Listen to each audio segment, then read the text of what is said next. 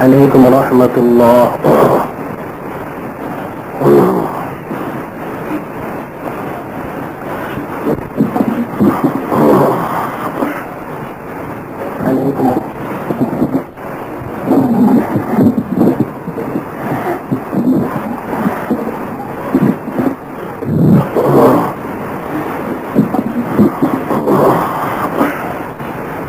عليكم ورحمة الله.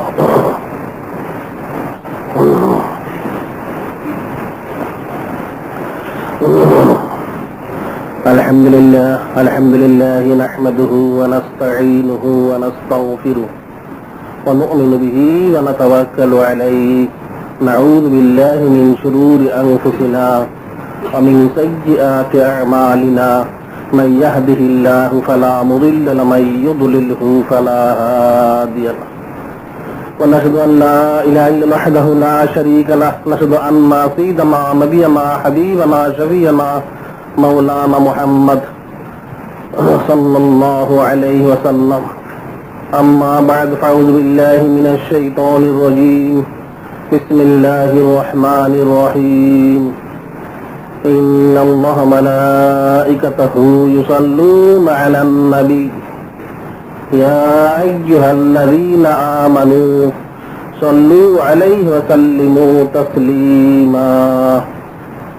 اللهم صل على سيدنا ونبينا حبيبنا شفيعنا مولانا محمد صلى الله عليه وسلم.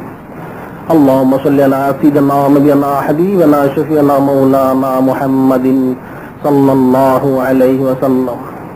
اللهم صل على سيدنا ونبينا حبيبنا شفيعنا مولانا محمد صلى الله عليه وسلم. صلى الله عليه وسلم. اللهم صل على سيدنا ونبينا حبيبنا شفيعنا مولانا محمد صلى الله عليه وسلم.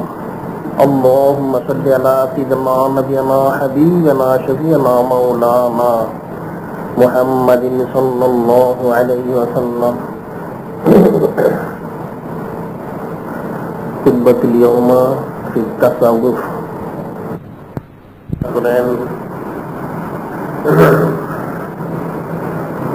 ربنا وبعث فيهم رسولا منهم يتلو عليهم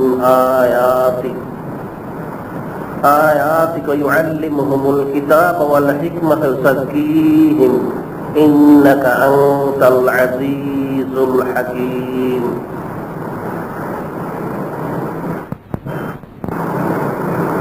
ويزكيهم কিতাব শিক্ষা দিবেন, হিকমত শিক্ষা দিবেন এবং তাদেরকে ইসলাহ করবেন। তাজকিয়াতুল নফস এবং তাজকিয়াতুল কলব যিনি করবেন এমন একজন রাসূল পাঠান। ইন্নাকা আনতাল আজিজুল হাকীম, যে নিশ্চয় আপনি জ্ঞানী এবং পরাক্রমশীল। অর্থাৎ যে বারে আল্লাহি আপনার পক্ষে সমস্ত কিছু সম্ভব, যে আপনি এমন একজন রাসূল পাঠান আপনার বান্দাদের মধ্যে যিনি তাদেরকে আপনার আয়াতসমূহ শোনাবেন, কিতাব পাঠ করে শোনাবেন, হিকমত শিক্ষা দিবেন এবং তাদের মূল যে বিষয় ইউজাকিহিম, তাদেরকে তাজকিয়া করবেন, যার মাধ্যম দিয়ে যার উসিলায় তারা তাজকিয়া লাভ করে আপনার সাথে তাল্লুক সম্পর্ক স্থাপন করবে। যে বলা হচ্ছে ইলমুল ইহসান অর্থাৎ ইলমুত তাসাউফ বা ইলমুত তাজকিয়া এমন এক ইলম যেটা ব্যতীত কোনো মানুষের পক্ষে ইনসানে কামিল অর্থাৎ পরিপূর্ণ মানুষ হওয়া কখনোই সম্ভব নয়। পরিপূর্ণ মানুষ হওয়া কখনোই সম্ভব নয়। যে ইলমুত তাসাউফ বা ইলমুত তাজকিয়া অর্জন করবে তার পক্ষেই ইনসানি কামিল বা পরিপূর্ণ মানুষ মুমিনে কামিল হওয়া সম্ভব। এর ব্যাখ্যা হাদিস শরীফে উল্লেখ করা হয়েছে। عن عبد بن عمرو رضي الله تعالى عنه قال قال رسول الله صلى الله عليه وسلم العلم ثلاثة آية محكمة أو سنة قائمة আও ফরিদাতুন আদিলা ওমা কানা ওয়া যালিক ফাহুয়া ফাদল। হযরত আব্দুল্লাহ বিন আমর রাদিয়াল্লাহু তাআলা আনহু বর্ণনা করেন, আখিরি নবী হাবিবুল্লাহ হুজুর পাক সাল্লাল্লাহু আলাইহি সাল্লাম ইরশাদ করেন, ইলম হচ্ছে তিন প্রকার, তিন ভাগে বিভক্ত। প্রথম হচ্ছে আয়াতুম মুহকামা, অর্থাৎ যা মুহকাম আয়াতের দ্বারা সর্বসিদ্ধ হয়েছে, যা আল্লাহ পাকের তরফ থেকে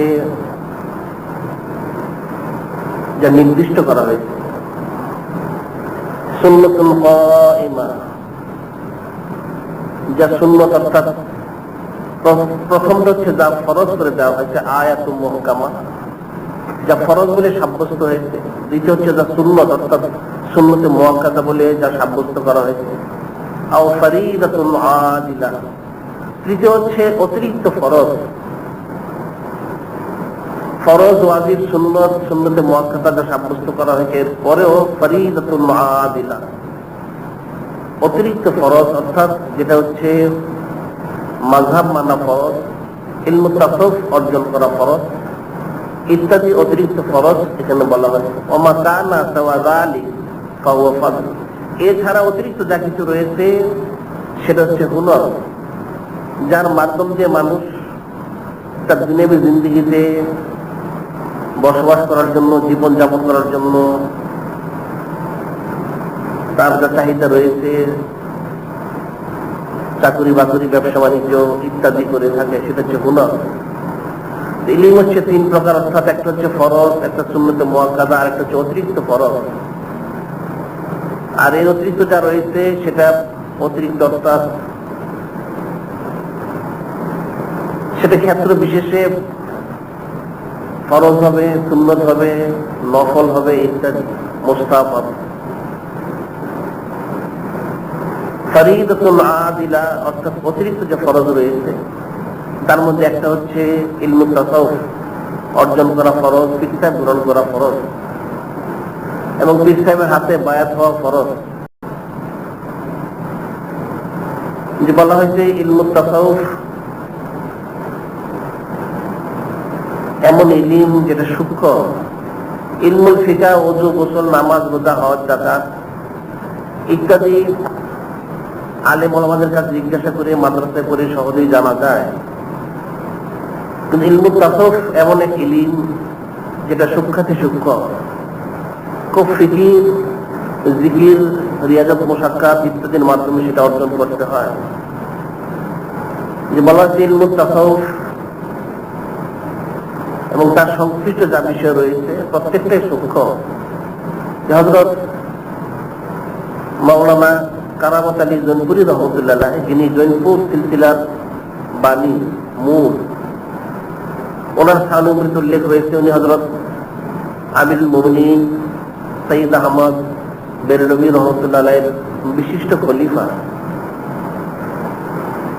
হযরত কারামত আলী জৈনপুরী রহমতুল্লাহ ওনার পীর সাহেবের সোহবতে তিনি ছিলেন মোট 18 দিন।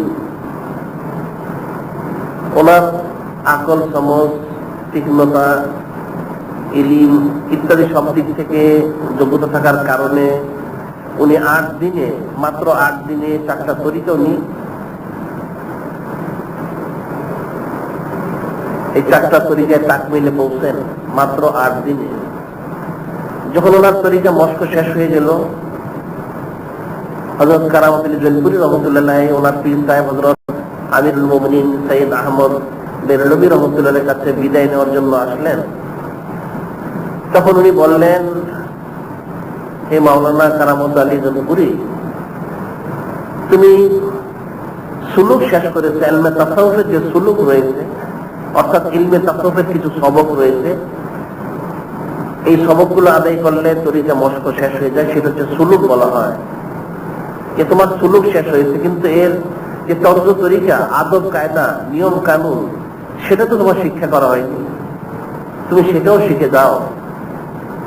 কিতাবে বর্ণিত রয়েছে সে আদব কায়দা তর্জ তরিকা সেটা শিখতে ওনার 10 দিন সময় ব্যয় হয়েছিল। 10 দিন। উনি ইলমি তাসাউফের 4টা তরিকার সুলুক শেষ করেছিলেন মাত্র 8 দিনে।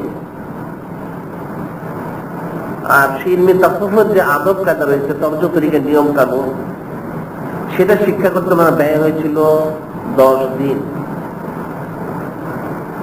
18 দিনে উনি ওনার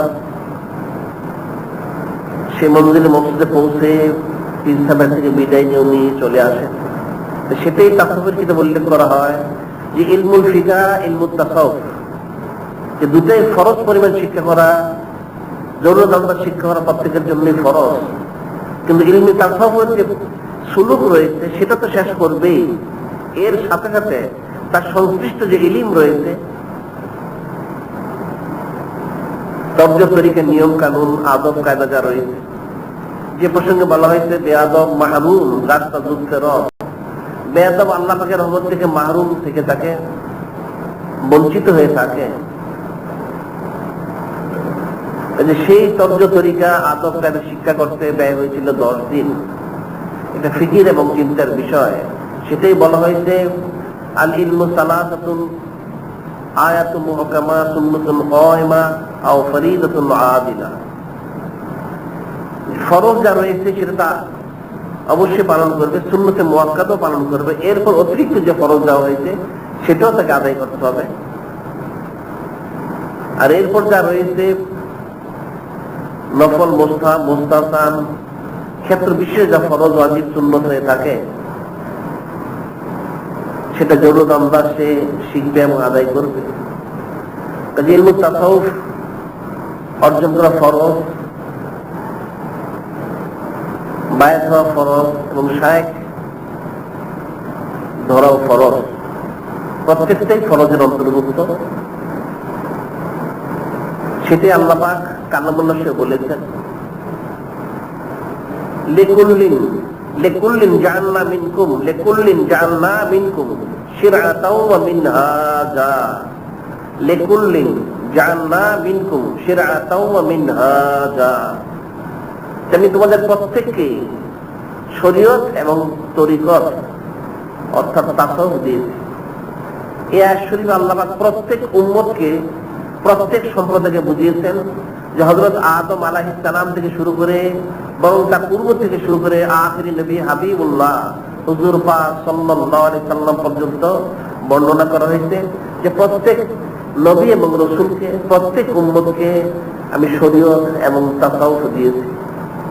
ইলমুত তাসাউফ যেটা রয়েছে তরিকত অর্থাৎ ইলমুল মারিফত, যেটা আল্লাহ পাকের মারিফত মহব্বত, সেটা একইভাবে রয়েছে। আর যেটা শরীয়ত সেটা অবস্থা ভেদে পরিবর্তন হয়েছে।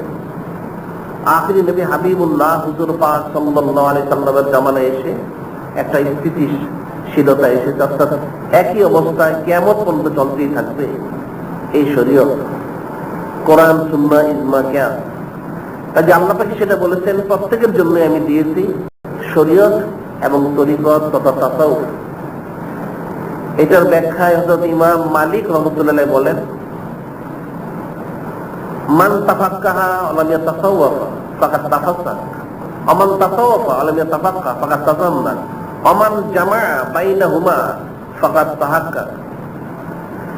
ইমাম মালিক রাহমাতুল্লাহ আলাইহি বলেন যে দেখো, মান তাফাক্কাহা ওয়া লাম ইয়াতাসাওয়াফ, যে ফিকহ শিখলো তাসাউফ শিখলো না, ফাকাদ তাফাক্কাহ, সে যে ফাসিক, সে একটা গুনাহগার, সে একজন গুনাহগার। এরপর বলেন মান তাসাওয়াফা ওয়া লাম ইয়াতাফাক্কাহ ফাকাদ তাজান্না, আর যে ব্যক্তি বলে যে আমি তাসাউফ করি মারিফত করে থাকি শরীয়তকে গুরুত্ব দেয় না, সে একটা জিন্দিক কাফের, সে জিন্দিক কাফির। আমান জামা বাইনাহুমা ফাকাদ তাহাক্কা, যে দুটাকে জমা করলো সে হচ্ছে মুহাক্কিক, সে হাক্কানি রব্বানি আল্লাহওয়ালা। এর ব্যাখ্যায় হযরত গাউসুল আজম সাইয়্যিদুল আউলিয়া বরফিক সাহেব রাহমাতুল্লাহ আলাইহি বলেন যে সাধারণত আল্লাহ পাকের জমিনের লোক হচ্ছে 4 প্রকার, মানুষ হচ্ছে সাধারণভাবে 4 প্রকার। প্রথম প্রকার হচ্ছে যাদের জাহিরও নেই বাতিনও নেই, যাদের জাহিরও পরিশুদ্ধ নয় বাতিনও পরিশুদ্ধ নয়, এরা বরবাদ। তবে যদি আল্লাহ পাক এদের প্রতি রহমত বরকত নাযিল করেন, হয়তো তারা নাজাত পেতে পারে। দ্বিতীয় প্রকার বলা হয়েছে যাদের জাহির রয়েছে বাতিন নেই, এরাও বরবাদ, যেহেতু তাদের বাতিন অন্তর বিশুদ্ধ নয়। এদেরকেও যদি আল্লাহ পাক রহমত করেন, বরকত নাযিল করেন, তাহলে তারা হয়তো নাজাত পেতে পারে। তৃতীয় প্রকার বলা হয়েছে যাদের জাহির নেই বাতিন রয়েছে, এরাও নাকিস, অপূর্ণ। আর চতুর্থ প্রকার বলা হয়েছে যাদের জাহির রয়েছে বাতিনও রয়েছে, তারাই হাক্কানি, তারাই নায়েবে নবী ওয়া রাসূল আম্বিয়া। হযরত গাউসুল আজম সাইয়্যিদুল আউলিয়া বড় পীর সাহেব রাহমাতুল্লাহ আলাইহি মানুষকে চার প্রকারে ভাগ করেছেন। এরা হচ্ছে ইমানদারদের মধ্যে চার প্রকার ভাগ করা হয়েছে। এর পরেও প্রকার রয়েছে, জাহিরও নেই বাতিনও নেই, যে তার ইমানও না থাকে তাহলে অবশ্যই সে ধ্বংস, হালাক। আর যার জাহির রয়েছে বাতিন নেই, সে ফাসিক, আশঙ্কা রয়েছে তার। আর তৃতীয় বলা হয়েছে যার বাতিন রয়েছে জাহির নেই, এখন যদি সে ইমানদার হয় তাহলে সে নাকিস, সে পূর্ণতে পৌঁছতে পারে কোশিশ করলে। আর যার ইমান না থেকে তাকে তাসব দাবি করে থাকে, সে জিন্দি, সে কাফির, সে বরবাদ। আর যার জাহির এবং বাতিন উভয়টা রয়েছে তার জন্য কামিয়াব। এর ব্যাখ্যায় বলা হয়েছে যার জাহিরও নেই বাতিনও নেই, যদি সে ইমানদার না হয় তার এক হুকুম, আর যদি ইমানদার হয় তাহলে তার আরেক হুকুম। এ প্রসঙ্গে কিতাবে উল্লেখ করা হয়েছে হযরত আব্দুল কুদ্দুস গাঙ্গুহি রহমতুল্লাহ আলাইহি, হযরত আব্দুল কুদ্দুস গাঙ্গুহি রহমতুল্লাহ আলাইহি, যিনি হযরত মুজাদ্দিদ আলফে সানি রহমতুল্লাহ আলাইহি এর পিতা, হযরত শেখ আব্দুল আহাদ রহমতুল্লাহ আলাইহি প্রথম পীর সাহেব। হযরত আব্দুল কুদ্দুস গাঙ্গুহি রহমতুল্লাহ খুব বড় আল্লাহ পাকের ওলি ছিলেন। ওনার যেমন বেমিসাল ব্যক্তিত্ব, সে হযরত আব্দুল কুদ্দুস গাঙ্গুহি রহমতুল্লাহ আলাইহি সম্পর্কে একটা ঘটনা বর্ণিত রয়েছে। উনি একবার এক এলাকায় সফর করতেছিলেন, এক পাহাড়ি এলাকায় সফর করতে করতে গভীর জঙ্গলে প্রবেশ করলেন, যেখানে অনেক বড় বড় পাহাড় পর্বত রয়েছে, গাছপালা রয়েছে, জনমানবহীন। অনেক ভিতরে প্রবেশ করে হঠাৎ উনি দেখতে পেলেন একটা পাহাড়ের গুহার নিকটে কিছু লোক জমা হয়ে রয়েছে। একটা পাহাড়ের গুহার নিকটে কিছু লোক জমা হয়ে রয়েছে। তাদেরকে দেখে হযরত আব্দুল কুদ্দুস গাঙ্গুহি রহমতুল্লাহ আলাইহি আশ্চর্য হলেন, এত গভীর জঙ্গলে পাহাড়ের গুহার নিকটে এত মানুষ এখানে জমা রয়েছে কেন? সেটা ওনার জানার ইচ্ছে হলো। উনি সেখানে গেলেন, যে লোকজনদেরকে জিজ্ঞাসা করলেন, কি ব্যাপার, তোমরা এখানে জমা হয়েছ, এখানে কি কোনো কিছু রয়েছে? তারা সকলেই বলল, এই গুহার ভিতরে একজন যোগী, একজন সাধক বসবাস করে।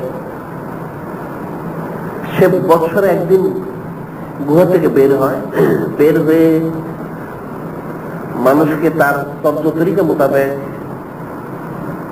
ফু দিয়ে থাকে, পানি দিয়ে থাকে, ইত্যাদি যা দরকার সেটা দিয়ে থাকে। এতে মানুষের কিছু উপকার হয়, যার জন্য লোকজন বৎসরে সেই দিন এখানে জমা হয়। তাদের যা যা দরকার রয়েছে সেটা তারা তার থেকে চেয়ে নিয়ে যায়।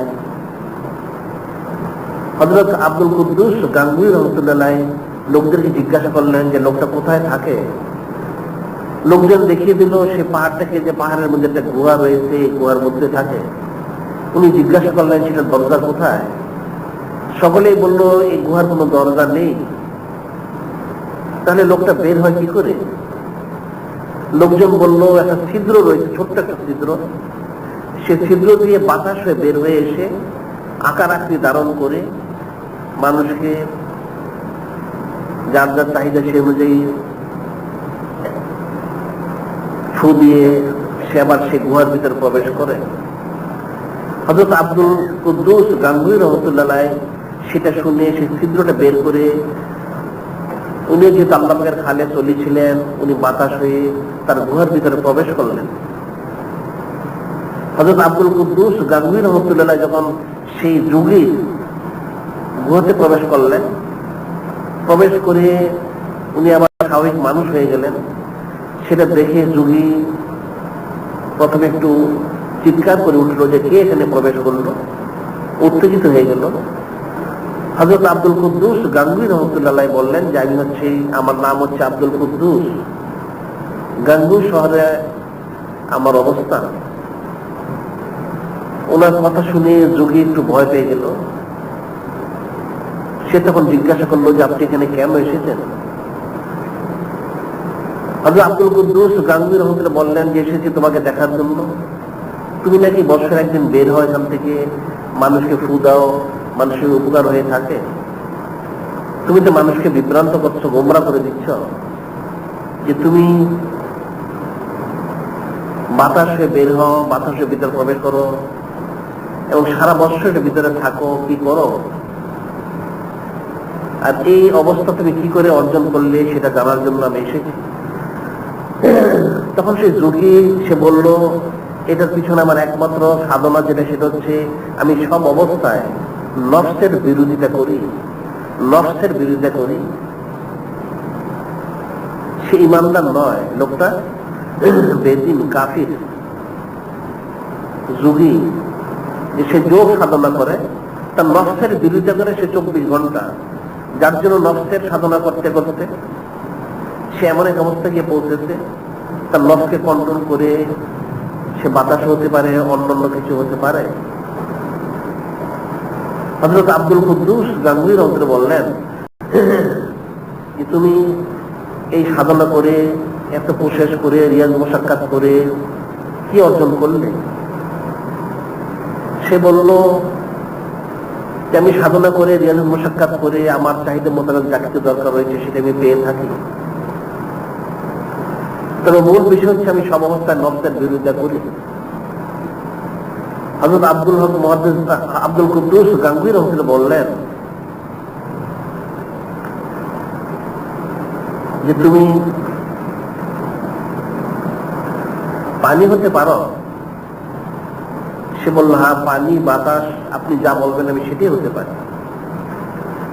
তখন হযরত আব্দুল কুদ্দুস গাঙ্গুহি রহমতুল্লাহ বললেন, আচ্ছা তুমি একটা কাজ করবে, যে আমি প্রথমে পানি হব, পানি হলে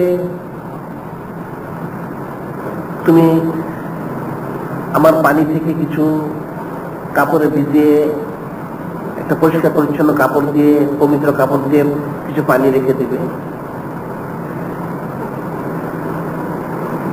আর তুমিও পানি হবে, সেখান থেকে আমি কিছু পানি রেখে দিব।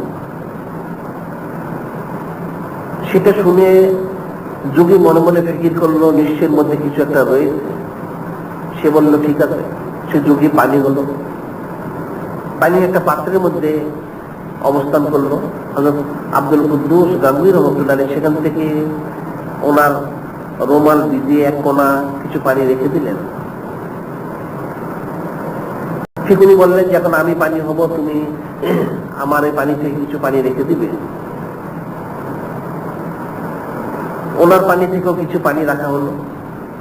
যখন দুইজনে আবার স্বাভাবিক মানুষ বললেন, হযরত আব্দুল কুদ্দুস গাঙ্গুহি রহমতুল্লাহ বললেন যে দেখো, আমার যে পানিটা রাখা হয়েছে এর মধ্যে আতর গোলাপের চেয়ে বেশি সুঘ্রাণ রয়েছে, আর তোমার যে পানিটা রাখা হয়েছে তার মধ্যে মল মূত্রের চেয়ে বদগন্ধ রয়েছে, নাউযুবিল্লাহ। সেটা দেখে যোগী বলল ব্যাপারটা কি, এর পিছনে কি কারণ রয়েছে? সে হয়রান পেরেশান হয়ে গেল। হযরত আব্দুল কুদ্দুস গাঙ্গুহি রহমতুল্লাহ বললেন যে দেখো, প্রকৃতপক্ষে তোমার ঈমান নেই। আল্লাহ পাক তো বলেছেন ইন্নামাল মুশরিকুনা নাজাসুন, নিশ্চয়ই যারা মুশরিক, কাফের, বেদিন, এরা হচ্ছে নাপাক, অপবিত্র, এদের মধ্যে দুর্গন্ধ, বদগন্ধ রয়েছে, যে তোমার ঈমান নেই।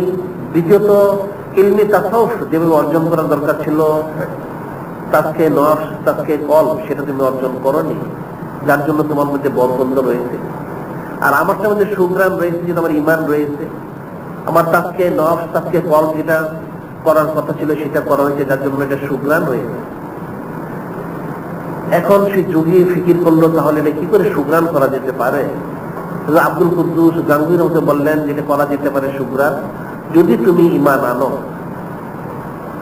এখন যোগী খুব চিন্তা ফিকিরে পড়ে গেল, কারণ সে তো কুফরির উপরে সাধনা করেছে, তার ইমান নেই। আবার তার উসুল হচ্ছে, তার নিয়ম হচ্ছে সবসময় সে নফসের বিরোধিতা করে। এখন সে কি করবে? হযরত আব্দুল কুদ্দুস গাঙ্গুহি রহমাতুল্লাহ বললেন, তোমার যেহেতু সাধনার মূল হচ্ছে নফসের বিরোধিতা করা, এখন যদি তুমি নফসের বিরোধিতা না করো, তোমার সমস্ত এই সাধনা বাতিল হয়ে যাবে। তখন সে ইচ্ছা অনিচ্ছায় প্রথমে সে কিছু কাগজে মিনতি করলো, কাছামাছি হলো, এরপর সে তওবা করে ওনার কাছে ঈমান আনলো। যখন সে মুসলমান হয়ে গেল, তখন হযরত আব্দুল কুদ্দুস গাঙ্গুহি রহমাতুল্লাহ বললেন, তাহলে এক কাজ করো, তুমি এবার আবার পানি হও। সে পানি হলো। এর মধ্যে হযরত আব্দুল কুদ্দুস গাঙ্গুহি রহমাতুল্লাহ তাকে মুসলমান হওয়ার পর কিছু ফয়েজ ও তাওয়াজ্জুহ দিলেন। সে যখন পানি হলো, তার পানি থেকে কিছু পানি রেখে দিলেন। সে পুনরায় মানুষের আকার ধারণ করলো। তখন হযরত আব্দুল কুদ্দুস গাঙ্গুহি রহমাতুল্লাহ বললেন, তুমি তোমার এই পানির গ্রান এখন দেখো কেমন হয়েছে। সে তখন সে গ্রান নিয়ে দেখো, সত্যি সেটা আতর এবং গোলাপের মতো হয়ে গেছে। সুবহানাল্লাহ। তার সেই পানিটারও গ্রান আতর এবং গোলাপের মতো হয়ে গেছে।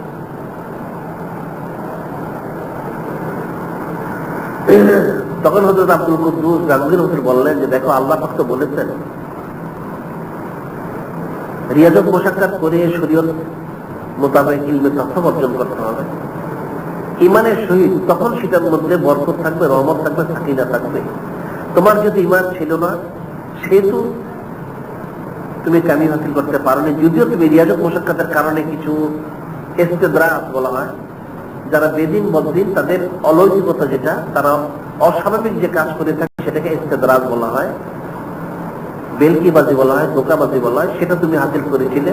কিন্তু এখন ইমান আনার পর, বায়াত হওয়ার পর, ফয়েজ তাওয়াজ্জুহ হাসিল করার পর তুমি যেটা হাসিল করলে সেটা হাকিকি কারামত, খোদাই সম্মানে এখন তুমি সম্মানিত হলে। সেটাই বলা হয়েছে লিকুল্লিন জাআলনা মিনকুম শিরআতাও ওয়া মিনহাজা। যারা ঈমানদার তাদের প্রত্যেকের জন্য, প্রত্যেক নবী এবং রাসূল আলাইহিস সালামের জন্য শরীয়ত এবং তরিকত অর্থাৎ তাসাউফ দেওয়া হয়েছে। আর যারা ঈমান আনেনি তার ইচ্ছে খারিজ। তো যে চার প্রকার লোক বলা হয়েছে, জাহির এবং বাতিন, তার দুটোই নেই, সে বরবাদ। সে ঈমানদার হওয়ার পরেও সে বরবাদ।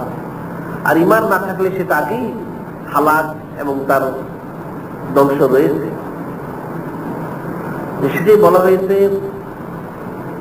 যে মান তাফাক্কাহ ওয়া লাম ইয়াতাসাওয়াফ, যে ফিকহ শিখলো তাসাউফ শিখলো না। আমান তাসাওয়াফ ওয়া তাফাক্কাহ, যে মারফত করে থাকে শরীয়তকে সে গুরুত্ব দেয় না, যে ইলমে তাসাউফের দাবি করে থাকে শরীয়তকে গুরুত্ব দেয় না, সে হচ্ছে জিন্দিক।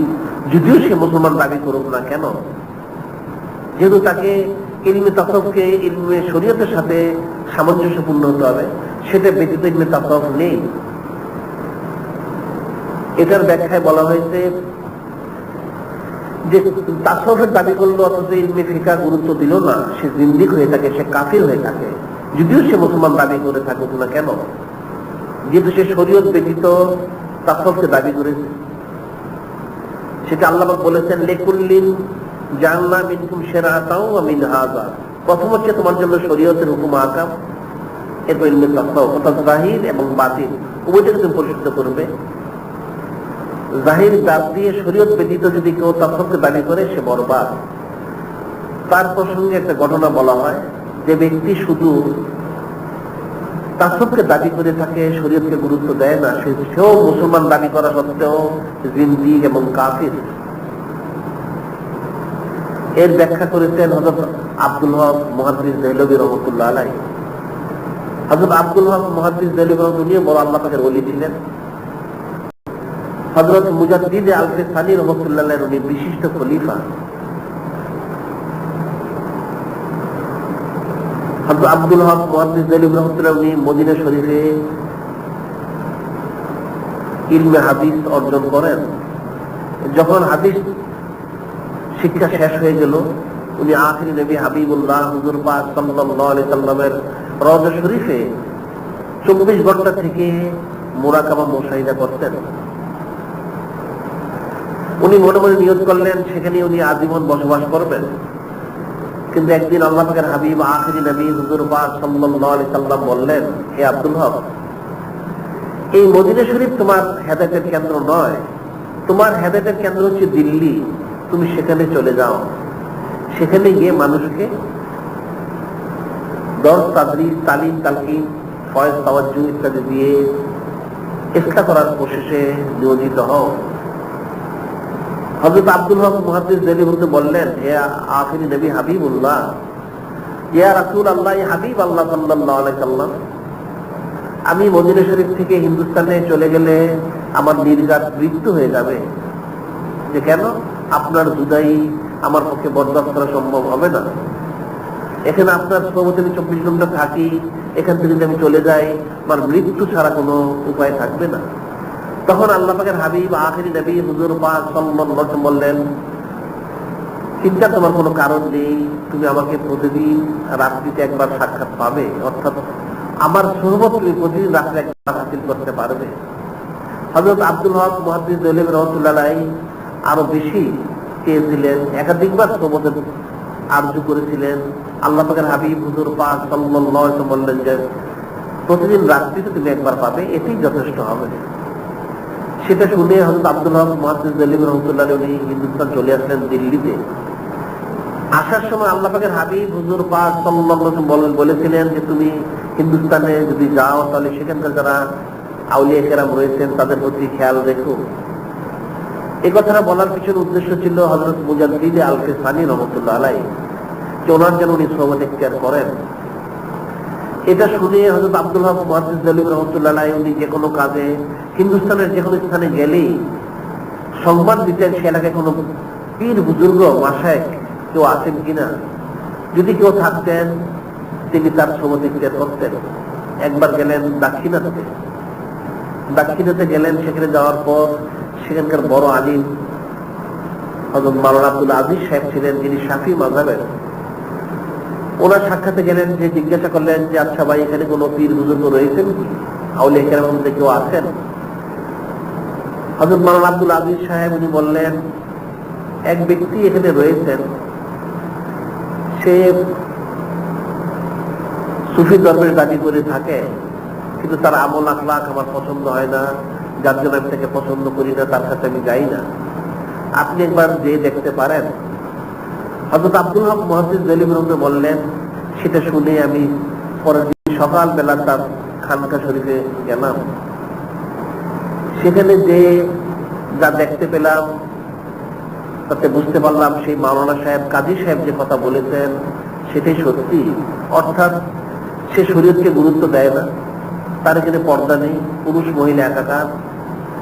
এবং আলোচনার কিছু হলো কোরআন হাদিস নিয়ে, এক প্রসঙ্গে সে পান করার জন্য শরাব নিয়ে আসলো, যে এক পেয়ালিতে তার জন্য শরাব এনেছে এবং এক পেয়ালিতে আব্দুল হক মুহাদ্দিস দেলভী রাহমাতুল্লাহকে দেওয়া হয়েছে পান করার জন্য। হযরত আব্দুল হক মুহাদ্দিস দেলভী রাহমাতুল্লাহ বললেন যে আমি তাকে বুঝালাম যে দেখো, তুমি তরিকা মস্ক করে থাকো, জিকির ফিকির করতে ভালো কথা, কিন্তু শরাব পান করা তো হারাম, পর্দা করা ফরজ। বেগানা মেয়েদের সাথে দেখা সাক্ষাৎ করা প্রতি দৃষ্টিতে একটা করে কবিরা গুনাহ। তুমি কি করে সুফি দাবি করো, কি করে তুমি হক দাবি করতে পারবে? আর দ্বিতীয় তুমি শরাব পান করে থাকো, এটা তো হারাম।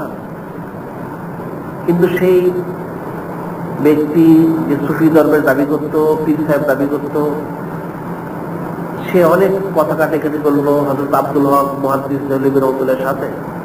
উনি কোরআন হাদিসের দলিল দিয়ে তাকে লাজবাব করে দিলেন, কিন্তু উনি বিশ্বখ্যাত আলিম এবং ইলমে তাফসীর উনি চর্চা করেছেন। উনি কাদিরিয়া তরিকার খলিফা ছিলেন প্রথমে। যখন সে কোনো দিক থেকে পারল না, সে বলল, হে আব্দুল হক, তুমি আমার কথা শুনলে না, জন্য তোমাকে এর জন্য আফসোস করতে হবে।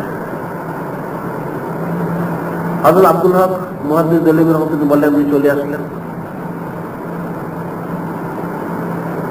চলে এসে প্রতিদিন রাত্রে উনি মোরাকাবায় বসে আল্লাহর হাবিব হুজুর পাক সাল্লাল্লাহু আলাইহি ওয়াসাল্লাম সাক্ষাৎ যান, সেখানে সোবত ইখতিয়ার করেন। কিন্তু সেদিন রাত্রে বসে উনি মোরাকাবায় যাবেন, আখিরি নবী হাবিবুল্লাহ হুজুর পাক সাল্লাল্লাহু আলাইহি সাল্লামের সাক্ষাতে যেখানে যাবেন, ঠিক তার কিছু দূরে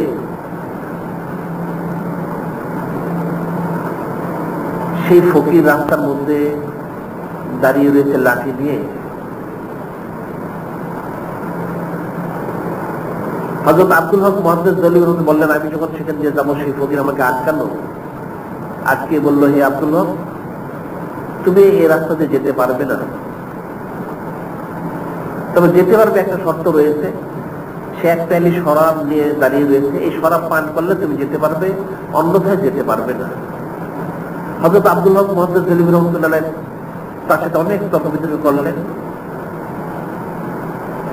শেষ পর্যন্ত রাত্র শেষ হয়ে আসলো, ওনারা সাক্ষাৎ হলো না। পরের দিন আবার সকালবেলা উনি সেই ফকিরের কাছে গেলেন, তার সাথে সাক্ষাৎ হলো, আবার একই আলোচনা হলো। সেই ফকির বলল, হে মৌলভী আব্দুল হক সাহেব, আমি তো তোমার অপেক্ষায় ছিলাম, তুমি চুচারা কিলোকাল কথাবার্তা ছেড়ে দিয়ে আমাকে বেড়ে নাও, তোমার জন্য ভালো হবে। সেও নানান অসুস্থতা দিল, নানান কথা বললো, উনিও দলিয়া দিলে পেশ করলেন। দ্বিতীয় দিন, ঠিক দ্বিতীয় দিন রাত্রে একই অবস্থা হলো। তৃতীয় দিন সকালে গেলেন, সেখানে সেই রাত্রিতে একই অবস্থা হলো। এরপর চতুর্থ দিন গেলেন, সেই রাত্রিতেও সে একই অবস্থা হলো। অর্থাৎ সকালবেলা তার খানকাতে গিয়ে তার সাথে উনি দলিলা দিলা দিয়ে প্রমাণ করে দিয়ে আসেন, যেটা হারাম, তুমি এটা পান করো না, সে বিরত থাকো। ফকির যখন লাজবাব হয়ে যায়, সে চুপ করে থাকে। সে শুধু বলে যে তোমাকে এটা পান করতে হবে, অন্য তোমাকে এর জন্য আফসোস করতে হবে। উনি তাকে লাজবাব করে দিয়ে আবার চলে আসেন। রাত্রিতে যখন উনি মোরাকাবায় বসেন আল্লাহ পাকের হাবিব হুজুর পাক সাল্লাল্লাহু আলাইহি ওয়াসাল্লাম সাক্ষাতে যাওয়ার জন্য, উনি সাক্ষাতে যাওয়ার নিকটবর্তী যখন হন, সেখানে ওরা দেখতে পান সেই ফকিরকে। সেই ফকির এক হাতে লাঠি আর এক হাতে শরাব দিয়ে সে দাঁড়িয়ে থাকে। সে বলে যে, হে আব্দুল হক সাহেব, তোমাকে এটা পান না করলে আমি এখানে যেতে দেবো না। 3 দিন হয়ে গেল। চতুর্থ দিন যখন এই ঘটনা ঘটলো রাত্রিতে, হযরত আব্দুল হক মুহাদ্দিস দেহলভী রহমাতুল্লাহ উনি তার সাথে খুব জোরে দলিল দিলে পেশ করতেছিলেন এবং একসঙ্গে বললেন, আল গিয়াস ইয়া রাসূলুল্লাহ সাল্লাল্লাহু আলাইহি সাল্লাম, জাল গিয়াস ইয়া রাসূলুল্লাহ সাল্লাল্লাহু আলাইহি সাল্লাম, আল গিয়াস, অর্থাৎ ইয়া রাসূলুল্লাহ, ইয়া হাবিব আল্লাহ সাল্লাল্লাহু আলাইহি ওয়াসাল্লাম, আশ্রয় চাই, পানা চাই। এই ফকির আমাকে বাধা দিচ্ছে। যখন উনি জোরে কথা বললেন, আখিরি নবী হাবিবুল্লাহ হুজুর পাক সাল্লাল্লাহু আলাইহি ওয়াসাল্লাম নিকটবর্তী যে স্থানে ছিলেন, সেখান থেকে আওয়াজটা শুনলেন। শুনে একজন সাহাবীকে বললেন, দেখো তো, আজকে 4 দিন হয়ে যাচ্ছে, এখন আব্দুল হক দেখা দিচ্ছে না, অর্থাৎ আসছে না, কি কারণ? তার আওয়াজ শোনা যাচ্ছে। সেই সাহাবী সেখান থেকে হুজুর শরীফ থেকে বের হয়ে এসে দেখতে পেলেন হযরত আব্দুল হক মুহাদ্দিস দেহলভী রহমাতুল্লাহ আর সেই ফকির দুজনেই তর্কে লিপ্ত রয়েছেন। উনি দলিল দিচ্ছেন, সে তার মন গড়ায় এলোমেলো কথা বলছে। সেটা দেখে সেই সাহাবী দুজনকে পাকড়াও করে আখিরি নবী হাবিবুল্লাহ হুজুর পাক সাল্লাল্লাহু আলাইহি ওয়াসাল্লাম খেদমত নিয়ে পেশ করলেন যে, ইয়া রাসূলুল্লাহ, এই হাবিব আল্লাহ সাল্লাল্লাহু আলাইহি ওয়াসাল্লাম, এই দুজনকে পাওয়া গেছে অমুক স্থানে, এদেরকে হাজির করা হয়েছে। যখন হযরত আব্দুল হক মুহাদ্দিস দেহলভী রহমাতুল্লাহ উপস্থিত হলেন, আল্লাহ পাকের হাবিব আখিরি নবী হুজুর পাক সাল্লাল্লাহু আলাইহি ওয়াসাল্লাম বললেন, হে আব্দুল হক, আজকে 4 দিন হলো তুমি কেন সাক্ষাতে এলে না? উনি বললেন, ইয়া রাসূলুল্লাহ, এই হাবিব আল্লাহ সাল্লাল্লাহু আলাইহি ওয়াসাল্লাম, এই ফকির আমাকে 4 দিন ধরে বাধা দিচ্ছে, তার সাথে আমার অনেক তর্ক বিতর্ক হয়েছে, আমি তাকে দলিল আদিল্লা দিয়ে প্রমাণ করেছি, শরাব পান করা হারাম, বেপরদা হারাম, কবিরা গুনাহ ইত্যাদি ইত্যাদি, কোরআন হাদিসের দ্বারা প্রমাণিত। শরাব পান করা যেমন কোরআন শরীফের দ্বারা হারাম করা হয়েছে, বেপরদা হওয়াটাকেও কোরআন শরীফের দ্বারা ফরজ করা হয়েছে, হারাম করা হয়েছে, পর্দা করাকে ফরজ করা হয়েছে। তাকে অসংখ্য দলিয়া দিলে পেশ করেছে, কোরআন শরীফ থেকে, হাদিস শরীফ থেকে, ইজমা, কিয়াস, ফিকহ কিতাব থেকে। এরপরেও সে আমার সাথে তর্ক বিতর্কে লিপ্ত রয়েছে এবং প্রতিদিন সে রাত্রিতে রাস্তায় লাঠি নিয়ে দাঁড়িয়ে থাকে যেটা আমি আপনার সাক্ষাতে আসতে না পারি। এটা শুনে আল্লাহ রাব্বি বললেন গুসা হয়ে, ও ক্রুজ ইয়াকাল, হে কুকুর তুমি বের হয়ে যাও। সে ফকিরকে ধমক দিলেন, সত্যি ফকিরটা কুকুর হয়ে বের হয়ে গেল। কোন কোন বর্ণনা রয়েছে আখিরি নবী হাবিবুল্লাহ হুজুর পাক সাল্লাল্লাহু আলাইহি সাল্লাম ওনার হাত মোবারক একটা লাঠি মোবারক ছিল, সেটা নিক্ষেপ করে বললেন ও ক্রুজ ইয়াকাল, হে কুকুর তুমি বের হয়ে যাও। সেটা বের হয়ে গেল। আল্লাহ পাকের হাবিবের খবর ইখতিয়ার করলেন হযরত আব্দুল হক মুহাদ্দিস জলিল রাহমাতুল্লাহ আলাইহি, এবং আল্লাহ পাকের হাবিব হুজুর পাক সাল্লাল্লাহু আলাইহি ওয়াসাল্লাম বললেন, হে আব্দুল্লাহ তুমি সকালে সেই ফকিরের আস্তানায় গিয়ে মানুষদেরকে ব্যাপারটা বুঝিয়ে বলো। খবর ইখতিয়ার করে ওয়াজ শুনে আদেশ প্রাপ্ত হয়ে উনি ঠিক পরের দিনে আবার সকালবেলা সেই ফকিরের আস্তানায় গেলেন। সেখানে যে দেখতে পেলেন তার আস্তানার দরজা বন্ধ, কিছু লোক বাইরে বসে আছে। সেটা দেখে হযরত আব্দুল হক মুহাদ্দিস জলিল রাহমাতুল্লাহ তাআলা জিজ্ঞাসা করলেন যে তোমাদের ফকির সাহেব কি দরজা এখনো খোলেনি? যেন এখনো খোলেনি। তুমি দরজা ধাক্কা দিলে দরজাটা খুলে গেল, দেখা গেল ভিতরে কেউ নেই। হযরত আব্দুল হক মুহাদ্দিস জলিল রাহমাতুল্লাহ বললেন, আচ্ছা তোমরা এখান থেকে কিছু যেতে দেখেছো কি, কোনো পশু? তারা বললো যে হ্যাঁ, আমরা একটা কালো কুকুর এখান দিয়ে যেতে দেখেছি। হযরত আব্দুল হক মুহাদ্দিস জলিল বললেন, সেটাই তোমাদের ফকির, কালো কুকুরটা। তখন উনি গত রাত্রে ঘটনা বর্ণনা করলেন যে আল্লাহ পাকের হাবিব বলেছেন সে একটা কুকুর, তাকে বের করে দেওয়া হয়েছে। সেটা শুনে আরো লোক জমা হলো, তার যারা মুরিদ মোতাবেক ছিল তারা আসলো, ওনার কাছে শুনে তারা ইস্তিগফার তওবা করে ওনার কাছে বয়াত হলো। সুবহানাল্লাহ। সেটাই বলা হয়েছে মান তাসাওয়াফা লিমা তাফাক্কা ফাকাদ তাযাম্দা, মান তাসাওয়াফা লিমা তাফাক্কা ফাকাদ তাযাম্দা। যে তাসাউফের দাবি করবে, ইলমে শরীয়তকে গুরুত্ব দিবে না, সে জিন্দিক, সে কাফির। ঠিক এই ফকিরের যে অবস্থা হয়েছে, সে ইমানদার দাবি করত, মুসলমান দাবি করত, এরপরেও সে শরীয়তকে প্রাধান্য না দিয়ে শুধু ইলমে মারিফত তাসাউফকে প্রাধান্য দিত, যাতে সে গোমরাহ হয়ে গেল, সে জিন্দিক হয়ে গেল। এখানে ফিকির এবং চিন্তার বিষয়। এই ধরনের ফকির শুরু থেকে ছিল, এখনো থাকবে, সামনেও থাকবে, এখনো রয়েছে। যেটা শরীরকে গুরুত্ব দেয় না, যেটা তার জিন্দিক হওয়ার কারণ, সেটি আল্লাহ পাক বলেছেন, ইয়া আইয়ুহাল্লাযীনা আমানু আমিনু বিল্লাহি ওয়া রাসূলিহি ওয়াল কিতাবিল্লাযী নাযালা আলা রাসূলিহি ওয়াল কিতাবিল্লাযী আনযালা মিন ক্বাবল। ঈমানদাররা ঈমান আনো আল্লাহ পাকের প্রতি, রাসূলের প্রতি, এবং যে কিতাব ওনার প্রতি নাযিল হয়েছে সেটার প্রতি, এবং পূর্বে জানা হয়েছে তার প্রতি। এখানে আল্লাহ পাক বলতেছেন ঈমানদাররা ঈমান আনো। ঈমানদার আবার ঈমান আনবে কি? সে ঈমান এনেছে, অর্থাৎ মুমিনে কামিল হোক। ঈমান আনার পরেও তাকমিলে পৌঁছো, হাকিকি ইলমুল ইয়াকিন অর্জন করো, অন্যথা তোমার জন্য কোনো কামিয়াবি নেই। সেটাই এর ব্যাখ্যায় বলা হয়েছে মান তাফাক্কা লাম ইয়াতাসাওয়াফ ফাকাদ তাফাক্কা।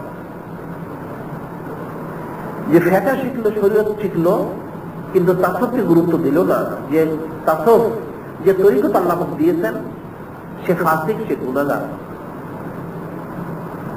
সে গুনাহগার যে ইলমে ফিকহকে গুরুত্ব দেয়, ওযু, গোসল, নামাজ বা যাহিরিকে গুরুত্ব দেয়, বাতিনিকে গুরুত্ব দেয় না, সে ফাসিক। এর ব্যাখ্যায় আরেকটা ঘটনা উল্লেখ করা হয় যে ইমানদার ব্যক্তিকে ঈমান আনতে আল্লাহ পাক বলেছেন, আল্লাহ পাকের প্রতি, আল্লাহর প্রতি, কিতাব সমূহের প্রতি। এখন ইমানদার ব্যক্তি ঈমান এনেছে, সে আবার ঈমান আনবে কি করে? অর্থাৎ মুমিনে কামেল হওয়ার জন্য। ইলমুল ইয়াকিন, আইনুল ইয়াকিন, হকুল ইয়াকিন, হকুল ইয়াকিন পর্যন্ত পৌঁছার জন্য আল্লাহ পাক নির্দেশ করেছে। সেটাই বলা হয়েছে, কিতাব উল্লেখ করা হয়েছে হযরত সুলতানুল হিন্দ খাজা গরীব হাবিবুল্লাহ রাহমাতুল্লাহ আলাইহি, যিনি আল্লাহ পাকের হাবিব, বেমিসাল ব্যক্তিত্ব। ওনার সিলসিলার ওনার প্রধান খলিফা হচ্ছেন হযরত কুতুবউদ্দিন বখতিয়ার কাকি রাহমাতুল্লাহ আলাইহি, যার প্রসঙ্গে বলা হয়েছে যিনি প্রতিদিন এক দৃষ্টিতে 40 জন লোককে এক দৃষ্টিতে আফদালের দরজায় পৌঁছে দিতেন। সুবহানাল্লাহ। সেই হযরত বকতুদ্দিন বক্তের কাকি রহমতুল্লাহের প্রধান খলিফা হযরত বাবা ফরিদ উদ্দিন মাসউদ গঞ্জে শুকুর রহমতুল্লাহ, যিনি শাইখুল ইসলাম, শাইখুল আলম, যার লকব, বেমিসাল ব্যক্তিত্ব, ওনার ফজিলত বুজুর্গি রয়েছে। উনি একটা ঘটনা বর্ণনা করেছেন যে মান তাফাক্কা আলিমা তাসাউফ ফাকাদ তাফাক্কা, যে ফিকহ শিখলো কিন্তু তাসাউফকে গুরুত্ব দিল না, সে একটা ফাসিক, একটা গুনাহগার। তাদের সামনে আল্লাহ বলেছেন, ইয়া আইয়ুহাল্লাযীনা আমানু আমিনু, হে ঈমানদাররা ঈমান আনো। তুমি ইলমে ফিকহ শিক্ষা করেছ, তুমি তাকবিলে পৌঁছতে পারোনি, তুমি ইলমে তাসাউফ চর্চা করো, তাহলে তুমি তাকবিলে পৌঁছতে পারবে। সেটাই লিকুল্লিন জাআলনা মিনকুম শারআতাও ওয়া মিনহাজা, শরীয়ত দেওয়া হয়েছে, তাসাউফ দেওয়া হয়েছে। শুধু শরীয়ত দিয়ে থাকবে তাহলে পূর্ণতে পৌঁছতে পারবে না। হযরত শাইখুল আলম, শাইখুল ইসলাম বাবা ফরিদ উদ্দিন মাসউদ গঞ্জে শুকুর রহমতুল্লাহ উনি বর্ণনা করেন। মূলত ওনাকে বর্ণনা করেছেন ওনার প্রধান খলিফা মাউ এলাহি হযরত নিজামউদ্দিন আউলিয়া রহমতুল্লাহ আলাইহি। হযরত নিজামউদ্দিন আউলিয়া রহমতুল্লাহ উনি বর্ণনা করেছেন ঘটনাটা ওনার পীর সাহেব থেকে জেনে। উনিও সেটা দেখেছেন। উনি বর্ণনা করেন হযরত বাবা ফরিদ উদ্দিন মাসউদ গঞ্জে শুকুর রহমতুল্লাহ আলাইহি, ওনার অনেক মুরিদ মোতালেব ছিল, আলেম ওলামা সুফি দরবেশ অনেক ছিল। ওনার আমল আখলাক সিরত সুরত দেখে সারা বিশ্বে নানান স্থান থেকে অনেক লোক এসে বয়াত হয়েছে। তো ওনার বাড়ির নিকটে এক ব্যক্তি ছিল মোল্লা সাহেব নামে মশহুর, মোল্লা সাহেব।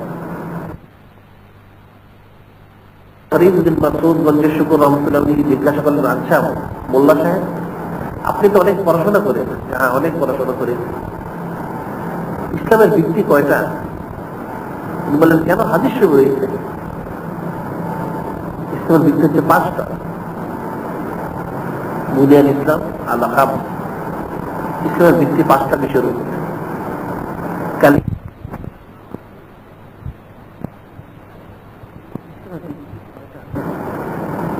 সে মোল্লা সাহেব তো উত্তেজিত হয়ে গেল যে আপনার এই পীর ফকির যারা রয়েছেন, ইলিম নেই, কালাম নেই, মন করা কথা বলেন।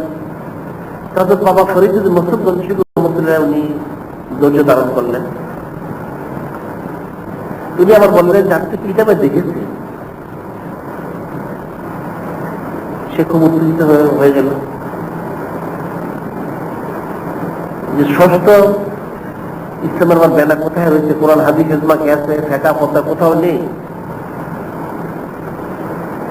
এই বিষয়টা নিয়ে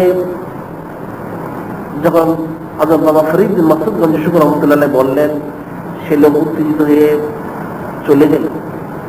এই জন্য আমি পীর ফকির যারা রয়েছে এদেরকে পছন্দ করি না, তাদের ইলিম নেই, আমল নেই, যেটা জানে না সেটা নিয়ে তারা বাড়াবাড়ি করে থাকে। হযরত বাবা ফরিদ উদ্দিন মাসউদ গঞ্জে শুকুর রহমতুল্লাহ আর কিছু বললেন না। আরো কয়েকদিন সে আসলো, একইভাবে উনি জিজ্ঞাসা করলেন, সে একই জবাব দিল। শেষবার সে যখন এই কথা বলল যে এদের ইলিম নেই, কালাম নেই, তখন সে কোন একটা আয়াত তেলাওয়াত করলো যে আল্লাহ পাক বলেছেন, ফালা তাকুত বা'দা যিকরা মাল কওমিজ যালিমিন। যে আল্লাহ পাক বলেছেন যারা জালিম তাদেরকে নসিহত করার পরে যদি তারা শোনেন না শোনে, তাদের কাছে বসো না। এটা বলে সেই মোল্লা সাহেব উঠে চলে গেল। বেশ কিছুদিন অতিবাহিত হলো। হঠাৎ সেই মোল্লা সাহেব হজে যাবে, আসলো সাক্ষাৎ করার জন্য, যে আপনার সাথে দেখা করতে আসলাম, আপনি এখন তো হজে চলে যাব, কতদিন থাকি না থাকি। সেই জামানে হজে যেতে হলে পায়ে হেঁটে বা সাউদিতে বাহন চলে যেতে হতো, অনেক সময় লাগতো। হযরত বাবা ফরিদ উদ্দিন মাসউদ গঞ্জে শুকুর রহমতুল্লাহ সেই যখন এই কথা বলল, উনি পুনরায় তাকে সেই কথাটাই জিজ্ঞাসা করলেন, আচ্ছা মোল্লা সাহেব আপনি তো চলে যাচ্ছেন, এখন এখন এই মাসালাটা কাকে জিজ্ঞাসা করি, আপনাকে আবার জিজ্ঞাসা করা দরকার, একটা তাহকিক করা দরকার রয়েছে। ইসলামের ভিত্তি কয়টা? সে তো আমার একই কথা বললো, কেন?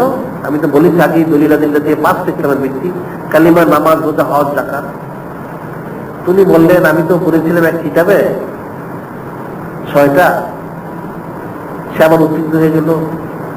বললো এই জন্য আপনাদের পীর ফকির যারা রয়েছেন তাদের কাছে আমি আসি না, তারা যা জানে না সেটা নিয়ে বাড়াবাড়ি করে, তাদের ইলিম নেই, ইত্যাদি ইত্যাদি।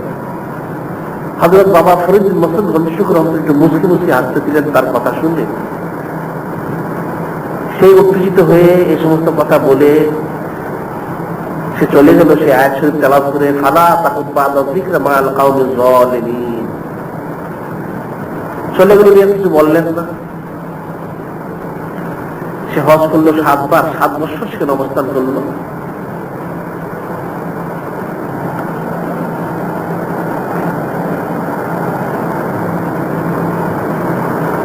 যখন সেই মোল্লা সাহেব হজ করে ফিরতেছিল, জাহাজে করে আসতো হিন্দুস্তানে, 4 দিন চলার পর জাহাজটা তুফানে পড়ে ভেঙে টুকরা টুকরা হয়ে যায়। মোল্লা সাহেব একটা কাঠ ধরে, একটা বড় তক্তা ধরে কোন রকম সমুদ্রের পারে আশ্রয় পেল। সে গিয়ে যখন পারে উঠলো, উঠে দেখলো সেখানে জোরদার জঙ্গল আর পাহাড় পর্বত, জনমানবহীন, পশু পাখি নেই, কিছুই নেই। গুহা রয়েছে, পাহাড় পর্বত, ভয়ানক জায়গা, খাদ্য পানীয় কিছুই নেই। সমুদ্রের পানি লবণাক্ত, সেটা খাওয়া যায় না। একাধারা 3 দিন হয়ে গেল, খাওয়া নেই, পড়া নেই, খাদ্য এবং পানীয়ের অভাবে সে মোল্লা সাহেব কাতর। হঠাৎ দেখতে পেলে এক ব্যক্তি ঘোষণা করতেছে যে রুটি এবং পানি এক ফেরিওয়ালা কারো দরকার রয়েছে কি? ঘোষণা করতে করতে সে মোল্লা সাহেবের সামনে উপস্থিত হয়ে গেল। মোল্লা সাহেব দেখে খুব খুশি হলো যে বাবা ঠিক আছে, আপনি এসেছেন, আমি তো ক্ষুধার্ত 3 দিন ধরে, আমাকে কিছু খাদ্য দিন। ফেরিওয়ালা যিনি, উনি বললেন যে কি করে সম্ভব, তোমাকে আমি খাদ্য দিব? আমি তো ব্যবসা করে থাকি, পয়সার বিনিময়ে দিতে পারবো না। সে মোল্লা সাহেব 15 দিন থেকে বোঝানো যে আমি 7 বার হজ করেছি, 7 বার হজ জিয়ারত করেছি, আমি একজন আলিম, কাজে আমাকে খাওয়ালে তোমার ফজিলত হবে, ইত্যাদি ইত্যাদি। আমি ক্ষুধার্ত, আমি ইন্তেকাল করবো, মানুষকে বাঁচানো ফরজ, অনেক দলিল দিলে সে পেশ করল। তিনি ফেরিওয়ালা উনি বললেন যে দেখুন আপনার এই সমস্ত ব্যাপার তোমার জানা রয়েছে, তো আপনাকে যদি আমি খাওয়াই তাহলে প্রকৃতপক্ষে আমার পুঁজি শেষ হয়ে যাবে, আমি নিজেই না খেয়ে থাকি, কি করে সম্ভব? আমি তো বিনিময় ছাড়া দিতে পারবো না। তো সেই মোল্লা সাহেব বললো যে দেখুন আমি তো 7 বার হজ করেছি, আপনি দয়া করে আমার প্রতি একটু ইহসান করুন। তখন সেই যিনি ফেরিওয়ালা উনি বললেন তাহলে এক কাজ করা যেতে পারে, আপনি 7 বার হজ করেছেন, তাহলে আপনি ঠিক আছে মুখে বলুন যে 7 বার যে হজের সওয়াব সেটা আপনি আমাকে দিয়ে দিবেন, তাহলে আপনাকে আমি রুটি এবং পানি দিব। তো মোল্লা সাহেব মনে মনে চিন্তা করলো, মুখে বলে দিব তাতে কি হয়েছে, এদিকে আমার নেকি কমে যাবে। ঠিক আছে, আমার 7 বারের হজ যা রয়েছে সব আপনাকে দিয়ে দিলাম, আমাকে তবু খাদ্য পানীয় দান করুন। তখন সেই যিনি ফেরিওয়ালা তিনি খাদ্য পানীয় দিলেন, সে প্যাট করে খেলো। সে জিজ্ঞাসা করলো আপনি কোথায় থাকেন? বলেন কাছেই আমি থাকি। তো মোল্লা সাহেব পিছনে পিছনে আসলেন, সেই ফেরিওয়ালা উনি কোথায় থাকেন ধরার জন্য উনি একটা পাহাড়ে বাঘ ঘুরে উনি অদৃশ্য হয়ে গেলেন। অদৃশ্য হয়ে গেলেন, মোল্লা সাহেব আর ধরতে পারলো না কোথায় উনি গেলেন।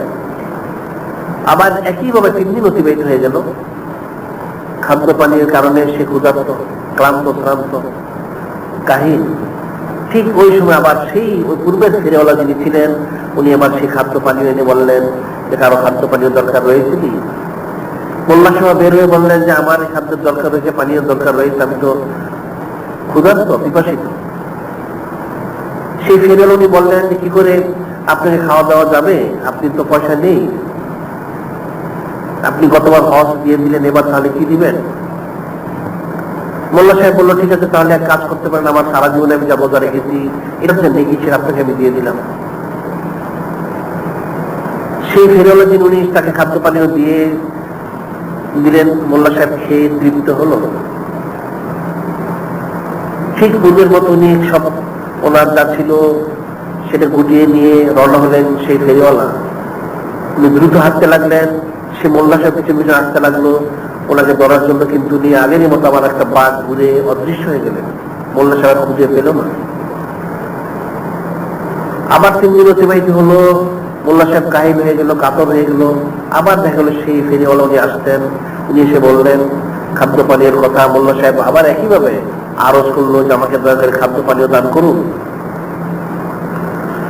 উনি বললেন যে আপনি তো গতবার দিয়েছিলেন রোজা, এবার তাহলে আপনি কি দিবেন? এবার আমার জাকাত যা দিয়েছে আমি আমার জীবনের সমস্ত জাকাতের লিখে দিয়ে দিব। ঠিক আছে, সে বিনিময়ে খাদ্য দিলেন।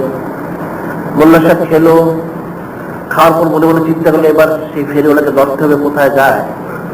খুব দ্রুত গতি দৌড়াতে লাগলো, কিন্তু সেই দৌড়ের মধ্যে বাঘ ঘুরে যিনি ফেরোনি আবার গায়েব হয়ে গেলেন। এবারও মোল্লা সাহেব ধরতে পারলো না।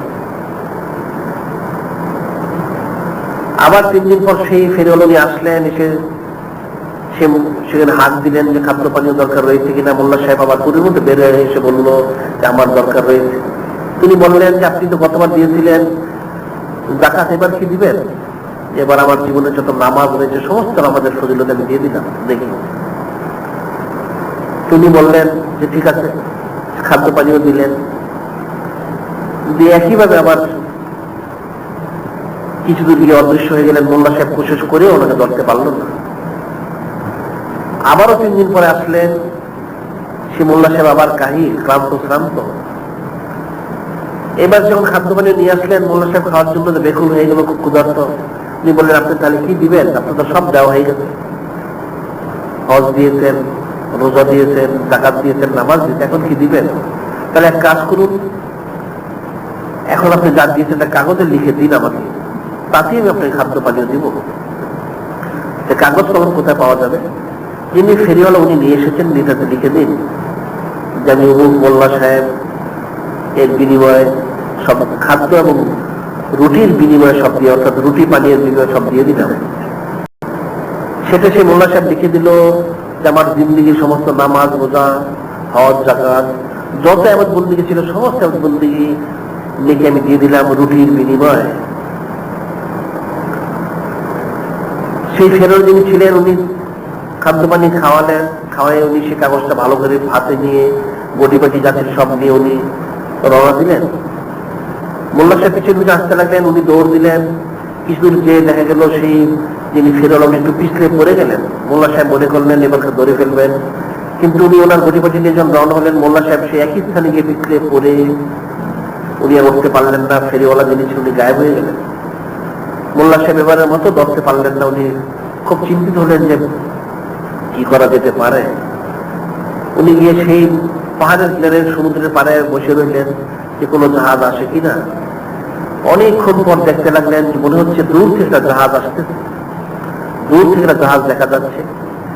সেটা দেখে মোল্লা সাহেব তার কাপড় চোপড় ছিল সেটা নাড়াচাড়া করতে লাগলেন। জাহাজটা মানুষ দেখে বিড়ালো, মোল্লা সাহেবকে তুলে নিল। মোল্লা সাহেব পরিচয় দিল, জাহাজবাসী যারা তারা তাজিম তাকরিম করে মোল্লা সাহেবকে যথাস্থানে পৌঁছে দিল। 7 বছর অতিবাহিত হয়ে গেল।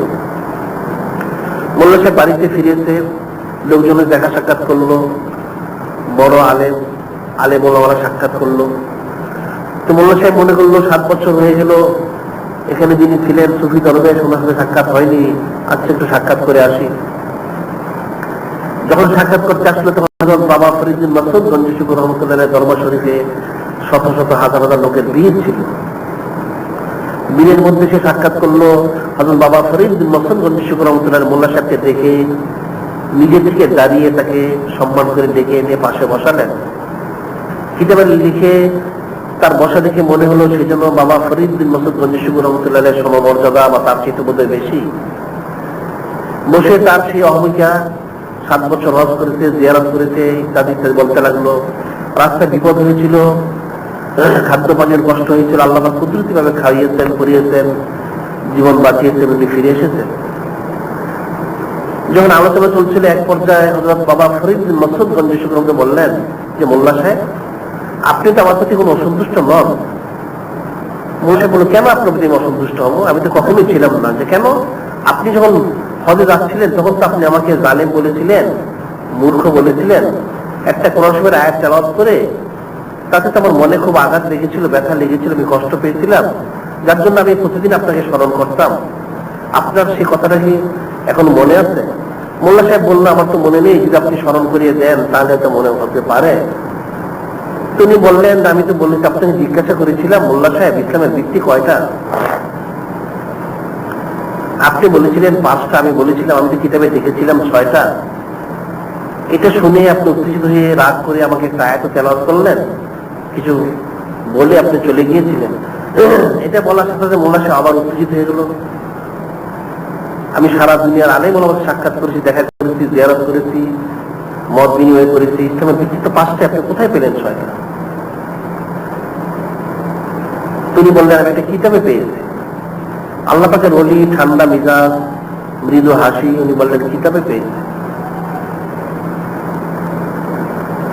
যে কোথায় কিতাব নিয়ে আসেন? উনি খাদেমকে বললেন যে আমার তাকের মধ্যে কিতাবটা রয়েছে, নিয়ে এসো। নিয়ে আসা হলো। সমস্ত লোকদেরকে দূরে সরিয়ে দিলে, তোমরা দূরে সরে যাও। পৃষ্ঠা উল্টাতে লাগলেন, পৃষ্ঠা উল্টাতে পৃষ্ঠা সব সাদা, লেখা নেই। মোল্লা সাহেব বলল, আপনার কিতাব তো খালি। উনি উল্টাতে উল্টাতে হঠাৎ একটা কাগজ বেরিয়ে আসলো। যে কাগজ মধ্যে লেখা ছিল সে মোল্লা সাহেবের হাতে আমার জিন্দেগি সমস্ত নামাজ, রোজা, হজ, যাকাত, বন্দেগী একটা রুটির বিনিময়ে আমি দিয়ে দিলাম। তার সিগনেচার রয়েছে, সেটা দেখে মোল্লা সাহেব একটা লাভ দিয়ে চিৎকার করে হযরত বাবা ফরিদ বিন মাসউদ গঞ্জি রহমাতুল্লাহ পায়ে পড়ে কান্নাকাটি করলো, ইস্তেগফার তওবা করলো, বয়াত হয়ে গেল। যে পরবর্তী জীবনে তার সমস্ত, সে নির্বাক ছিল, কোনো কথাবার্তা বলতো না, সে কোনোদিন হাসেও নি এরপরে মৃত্যু পর্যন্ত। সেই কাগজটা দেখতে পেল হযরত বাবা ফরিদ বিন মাসউদ গঞ্জি রহমাতুল্লাহর কাছে, যে আমার জিন্দেগি সমস্ত নামাজ, রোজা, হজ, যাকাত, বন্দেগী আমি রুটির বিনিময়ে দিয়ে দিলাম। উনি বললেন, যে মাওলানা, মোল্লা সাহেব, তাহলে দেখা যাচ্ছে কলেমা, নামাজ, রোজা, হজ, যাকাত, ষষ্ঠ ব্যানা হচ্ছে রুটি। রুটির বিনিময়ে যখন সব বিক্রি হয়ে যায়, তাহলে তো রুটির একটা ব্যানা রয়েছে। সেটাই বলে যে মান তাফা কালমে তাফা ফাঁকা তাফাস্তার, যে ফেঁকা করলো, তাসব চর্চা করলো না, সে যত বড় আলিম দাবি করুক, সে ফাসিক। সে তার ইমান বিক্রি করে দিবে দুনিয়ার জন্য। সে তার ইমান বিক্রি করে দিবে দুনিয়ার জন্য, যেমন মোল্লা সাহেব বিক্রি করে দিয়েছে। সে বিশ্বখ্যাত আলেম ছিল, মাওলানা ছিল, মোল্লা ছিল, সে তার ইমান বিক্রি করে দিল রুটির বিনিময়ে। সেই রুটি খাইয়েছিলেন আল্লাহ পাকের খালেস ওলি হযরত বাবা ফরিদ বিন মাসউদ গঞ্জি রহমাতুল্লাহ আলাইহি।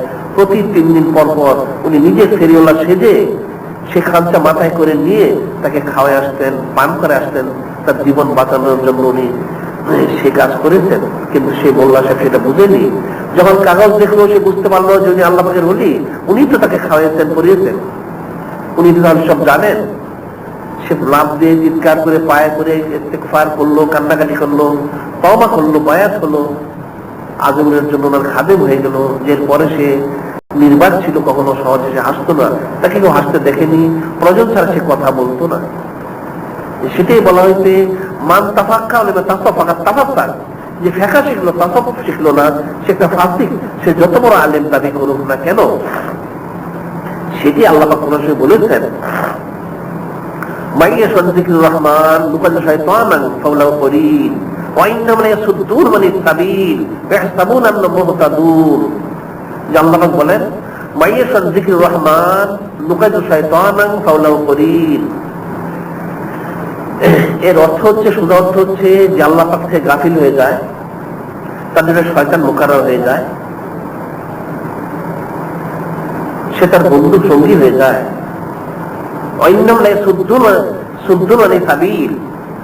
এই শয়তান তাদেরকে আল্লাহ পাকের মতপথ থেকে ফিরিয়ে রাখে, কিন্তু তারা মনে করে যে তারা হেদায়েত প্রাপ্ত। এর ব্যাখ্যায় তাফসীরে অনেক কথা বলা হয়েছে। প্রথম যেটা বলা ছিল হচ্ছে, যারা কাফির তাদের জন্য, কাফিরদেরকে ইবলিস ফিরিয়ে রাখে, তারা আল্লাহ থেকে আল্লাহ থেকে ফিরে থাকে, এই শয়তান তাদের সঙ্গী হয়ে থাকে, এবং তারা মনে করে থাকে যে তারা কাফিররা ঠিক রয়েছে, তাদের মতপথ, তাদের ধর্ম ঠিক রয়েছে, কিন্তু কিয়ামতের দিন তাদের হাকিকত জাহির হয়ে তারা জাহান্নামে চলে যাবে। যেটা পরবর্তী আয়াত আল্লাহ বলেছেন, এই সমস্ত কাফিররা যখন পরকালে যাবে, হাত্তা ইযা জাআনা ক্বালা ইয়া লাইতা বাইনি ওয়া বাইনাকা মুদাল মাশরিকাইন কাবিসাল করিন। এর কাফের যারা, তারা পরকালে গিয়ে দেখবে তাদের জন্য জাহান্নাম রয়েছে। তারা দেখে তারা বলবে হায় আফসোস যে আমরা এর পিছনে অর্থ থেকে সঙ্গী করেছিলাম। আজকে শয়তানের সাথে আমাদের যে এত দূরত্ব হতো, পূর্ব এবং পশ্চিমের যত দূরত্ব রয়েছে, তাহলে আমাদের জন্য ভালো হতো। হায় আফসোস, আমরা সে আমাদের নিকৃষ্ট সঙ্গী ছিল। কাফেরদের সামনে বলা যে তারা ইসলাম থেকে ফিরে থাকে, আল্লাহ থেকে আল্লাহ থেকে ফিরে থাকে, তারা পরকালে জাহান্নামে চলে যাবে, শয়তান তাদের সঙ্গী। আর যারা ইমানদার তাদের সামনে বলা হয়েছে যারা ইমানদার হওয়ার পরেও আল্লাহ তাকে থেকে গাফিল হবে, জিকির থেকে, ইলমে তাসাউফ থেকে যারা গাফিল হবে, তাদের জন্য শয়তান মুকাররর হয়ে যায়। এই শয়তান তাদেরকে অসফ দিয়ে গুমরাহ করতে থাকে। সে মনে করে সে হেদায়েত প্রাপ্ত, প্রকৃতপক্ষে সে গুমরাহের মধ্যে থেকে থাকে। সে হারাম কাজে মশগুল থাকে 24 ঘন্টা। সে মনে করে সে হেদায়েত প্রাপ্ত, সে মনে করে সে হেদায়েত প্রাপ্ত। যেমন সে মোল্লা সাহেব ইলমে তাসাউফ চর্চা করেনি, সে মনে করে সে হকের উপর রয়েছে। সেই বেসরা ফকির, সে তো তাসাউফের নাম দিয়ে শরীয়তের খেলাফ করতো, সে মনে করতো সে হকের উপর রয়েছে। ঠিক সেই যোগী হযরত আব্দুল কুদ্দুস গাঙ্গুহি রহমাতুল্লাহর সাথে যে সাক্ষাৎ করেছে, সেও বিদ্রোহী হওয়ার পরেও সে তাকে হক মনে করত। ঠিক বর্তমান জামানে এমন রয়েছে, যেমন কাফেররা রয়েছে, ওলামায়ে সু রয়েছে আমাদের দেশে, বেপরদা হয়ে থাকে, ছবি তুলে থাকে, হারাম কাজ করে থাকে, এরপরেও তারা নিজেদেরকে হক মনে করে থাকে। কোরআন শরীফের আদেশ নির্দেশ, হাদিস শরীফের আদেশ নির্দেশ তারা অমান্য করেও তারা নিজেদেরকে হক বলে দাবি করে থাকে, সাব্যস্ত করার জন্য কোশিশ করে থাকে। এরাও প্রকৃতপক্ষে সেই ক্ষেত্র বিশেষে কেউ যোগীর মতো, কেউ সেই ফকিরের মতো, কেউ সেই মোল্লা সাহেবের মতো। কাজী যারা আল্লাহ থেকে গাফিল থাকবে সে অবশ্যই বিভ্রান্ত গুমরাহ হবে। তার জন্য শয়তান মুকাররর, যেটা আল্লাহ পাকের কথা, এটা কোনো কারো বানানো কথা নয়। সূরা যুখরুফের মধ্যে আল্লাহ বলেছেন, মাইয়াতুন যিকরুর রহমান নুকাইয়িদ লাহু শাইতানান ফাহুয়া লাহু করিন। মাইয়াতুন যিকরুর রহমান, যে আল্লাহ পাকের জিকির থেকে, আল্লাহ পাক থেকে গাফিল হবে, নুকাইয়িদ লাহু শাইতানান ফাহুয়া লাহু করিন, শয়তান মুকাররর হয়ে যায়, সেটা তার সঙ্গী হয়ে যায়। 24 ঘন্টা তার সাথে থাকে, শয়তান অসুস্থ দেয়, হারাম পথ তার অন্তরে প্রবেশ করিয়ে দেয়, সেদিকে দাবিত করে, এবং সে তারা মনে করে তারা হেদায়েত প্রাপ্ত। তারা মনে করে সেই সমস্ত লোকগুলো যারা শয়তানের সঙ্গী, তারা মনে করে হেদায়েত প্রাপ্ত। প্রকৃতপক্ষে এরা গুমরাহের মধ্যে রয়েছে। কাজী ইলমে ফিকহ, ইলমে তাসাউফ দুইটাই শিখতে হবে, তাহলে তার জন্য সে আমার জামা বাইনা ফাঁকা তাকে যে দুটো জমা করলো, সে হচ্ছে মুওয়াক্কিক। ওয়াইন্নাহুম লা ইয়াসুদ্দুন আনিস সাবিল, এই আল্লাহ পাকের পথ থেকে, হক পথ থেকে শয়তান তাকে ফিরিয়ে রাখবে 24 ঘন্টা। 1 মিনিটের জন্য নয়, 2 মিনিটের জন্য 24 ঘন্টা ফিরিয়ে রাখবে। এবং সে ধারণা করবে ওয়াইন্নাহুম লা ইয়াসুদ্দুন আনিস সাবিল ওয়া ইয়াহসাবুনা আন্নাহুম মুহতাদুন, আর সে মনে মনে ধারণা করবে সে হকের উপর রয়েছে, প্রকৃতপক্ষে সে গুমরাহের মধ্যে রয়েছে। সেই জন্য 3টা মিসাল এই আয়াত শরীফের তাফসীরে ব্যাখ্যায় উল্লেখ করা হলো। যারা ইসলাম থেকে খারিজ তারা যুগীর মিসাল, আর যারা তাসাউফের নাম দিয়ে ফকিরের, যারা তাসাউফ করে থাকে শরীয়তকে গুরুত্ব দেয় না, তারা সেই ফকিরের মিসাল, তাদের মিসাল হচ্ছে ফকির। আর যারা জাহেরি মাওলানা, চোখা মাওলানা, শুধু শরীয়ত করে থাকে, ইলমে তাসাউফকে গুরুত্ব দেয় না, তারা সেই মোল্লা সাহেব, তাদের মিসাল। যে এরা প্রত্যেকে নাকের, সেটাই গাউসুল আজম বড় পীর সাহেব বলেছেন যে এরা কেউ কামেল নয়। কামেল হচ্ছে ব্যক্তি যে দুটো জমা করেছে, সেটার মিসাল বলা হয় আমার জামা বাইনাহুমা ফাকাত তাহাক্কা। এটার মিসাল সমস্ত আউলিয়া কেরাম, তারপরে একটা মিসাল দেওয়া হয়, সেটা হচ্ছে হযরত বাহলুল মাস্ক, যিনি মসজুদ ছিলেন। হযরত বাহলুল দানা ওনার নাম ছিল, মসজুদ। খলিফা হারুন রশিদের সময় উনি ছিলেন বাহলুল মাস্ক। ওনার যে পীর সাহেব ছিলেন বড় বুজুর্গ আল্লাহর ওলি, ওনার কাছে একদিন গেলেন সে হযরত বাহলুল দানা, বাহলুল মাস্ক। উনি যে জিজ্ঞাসা করলেন, হুজুর কেমন আছেন? উনি বললেন, বাবা খুব ভালো রয়েছে। যে কেমন ভালো আছেন? যে আমি যা চাই সেটাই হয়, আমি যেটা চাই না সেটাই হয় না, এমন ভালো রয়েছে। হযরত বাহলুল মাস্ক উনি বললেন, হুজুর এটা কোন অবস্থা? উনি বললেন, দেখো বাবা, আমার মতটা আল্লাহর মতের সাথে মিলিয়ে দিয়েছি, আমার পথটা আল্লাহর পথের সাথে মিলিয়ে দিয়েছি। আল্লাহ যা চান আমি সেটা চাই, সেটাই হয়ে থাকে। সুবহানাল্লাহ। আবার আল্লাহ যেটা চান না সেটা আমি চাই না। সেটাই হয় না। কাজে আমি যা চাই তাই হয়, আমি যেটা চাই না সেটাই হয় না। সুবহানাল্লাহ। কাজী ওমান জামা বাইনাহুমা ফাকাত তাহাক্কাক, যে দুটো জমা করলো সে হচ্ছে মুহাক্কিক। ইলমে তাসাউফ, ইলমে ফিকাহ, ইলমে ফিকাহ, ইলমে তাসাউফ, সেটা উভয়টাকে জমা করতে হবে, তাহলে মুহাক্কিক। সেটাই বলা হচ্ছে ইলমুত তাসাউফ, ইলমুল ইখলাস, ইলমুল ইহসান, ইলমুত তাসকিয়া। জাহিরি এবং বাতিনি উভয়টা পরিশুদ্ধ করতে হবে, উভয়টাকে ইসলাহ করতে হবে। জাহিরি সুন্নতে পরিপাটিত হতে হবে, সুসজ্জিত হতে হবে সুন্নতের দ্বারা, ঠিক বাতিনিটাকে সুন্নতের দ্বারা সুসজ্জিত করতে হবে, মার্জিত করতে হবে, তাহলে তার জন্য কামিয়াবি রয়েছে, অন্যথায় কামিয়াবি নেই। লিকুল্লিন জাআলনা মিনকুম শারআতাও ওয়া মিনহাজা, সকলের জন্যই শরীয়ত এবং তাসাউফ, এবং সকলের জন্যই আখির নবী হাবিবুল্লাহ হুজুর পাক সাল্লাল্লাহু আলাইহি সাল্লাম তাজকিয়া করার জন্য এসেছেন। ইউজাকিহিম, সবাইকে তাজকিয়া করার জন্য আল্লাহ পাকের হাবিব তাজকিয়া নফস, তাজকিয়া কলব, এটা করার জন্য এসেছেন। এবং সেই সিলসিলা সাহাবায়ে কিরাম, ইমাম মুজতাহিদ আউলিয়া কিরাম মাধ্যম দিয়ে কিয়ামত পর্যন্ত দাঁড়িয়ে থাকবে। এই তাজকিয়া নফস এবং তাজকিয়া কলবের আমল, আদেশ এবং নির্দেশ, যেটা প্রত্যেকে মনে রাখতে হবে। আরেকটা জরুরি কথা, সেটা হচ্ছে সামনে সোমবার দিন, অর্থাৎ সামনে সোমবার আমাদের এখানে মাহফিল সুলতানুল হিন্দ খাজা করিম নওয়াজ হাবিবুল্লাহ রহমতুল্লাহ ইসালে সওয়াব উপলক্ষে আমাদের এখানে মাহফিল রয়েছে বাদ আসর থেকে আগামী সোমবার। আজকে তো শুক্রবার, রজব মাসে আজকে 2 তারিখ, আজকে 2 তারিখ রজব মাসের সামনে সোমবার দিন এখানে সুলতানুল হিন্দ খাজা করিম নওয়াজ হাবিবুল্লাহ রহমতুল্লাহ ইসালে সওয়াবের মাহফিল বাদ আসর থেকে আপনাদের প্রত্যেকের দাওয়াত রইল।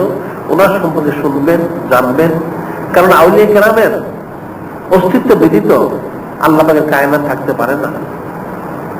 আউলিয়া কেরামের অস্তিত্ব যতদিন থাকবে আল্লাহ পাকের কায়নাত থাকবে। বিহিম ইয়ামতুরুন ইয়ানসুরুন ইয়ারযুকুন হাত্তা ইয়াতি আমরুল্লাহ। হাদিসে ইরশাদ করা হয়েছে আউলিয়া কেরামের উসিলায় মানুষ রিজিক পাবে, বৃষ্টি পাবে, সাহায্য পাবে, গায়বী মদত পাবে, আল্লাহ রাসূলকে পাবে, আল্লাহ পাককে পাবে কিয়ামত পর্যন্ত। কাজী সেই শ্রেণীর একজন আল্লাহ পাকের মাহবুব এবং হাবিব ওলি সুলতানুল হিন্দ খাজা করিম নওয়াজ হাবিবুল্লাহ রাহমাতুল্লাহ আলাইহি, ওনার ইসালে সওয়াব উপলক্ষে মাহফিল, আপনাদের দাওয়াত প্রত্যেকেই। এখন যারা পরে এসেছেন 4 রাকাত কমলাল জুমা আদায় করে নিন। ওয়া আখিরু দাওয়ানা আলহামদুলিল্লাহি রাব্বিল আলামিন। আসসালামু আলাইকুম ওয়া রাহমাতুল্লাহ।